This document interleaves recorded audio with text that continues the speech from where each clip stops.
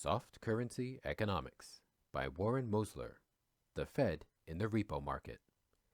Occasionally, the Fed conducts open market operations by carrying out straightforward purchases or sales of securities, but these outright transactions are rare.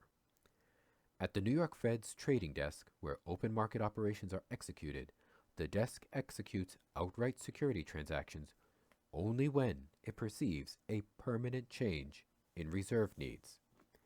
In 1992, the desk entered the market to buy securities outright only 6 times. Ordinarily, the New York Fed's trading desk arranges self-reserving transactions to meet temporary reserve needs. The great bulk of the purchases are done under repurchase agreements in the repo market. While most of the Fed's security sales are executed by match sale purchases, also known as reverse repos, with the Fed pledging to buy these securities back at a particular time. When the funds rate rises above the desired level, more reserves for the banking system are needed. The Fed uses repos to buy securities, adding reserves to the system until the funds rate falls back to the desired level. When the funds rate dips below the prescribed rate, the Fed sells securities with reverse repos, which drain reserves from the banking system until the funds rate climbs to the target rate. The Fed uses the repo market to manage the daily level of reserves in the banking system because open market operations are intended to affect reserves for only a very short time. Repo transactions enable the Fed to offset the many market fluctuations which change the amount of reserves. The Fed does not need to know the exact nature of a monetary disturbance.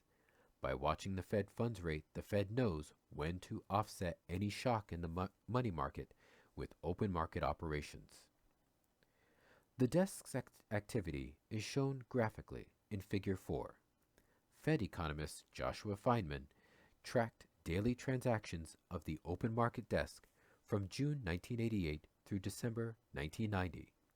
Figure 4 depicts the likelihood of the desk's use of repo repurchase agreements and match sale purchases in the repo market.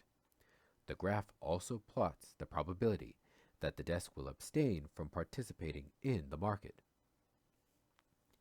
Figure 4 also shows the probability of the desk's use of repurchase agreements and match sale purchases based upon the average reserve need of the banking system. Note the slight bias of the no transaction line.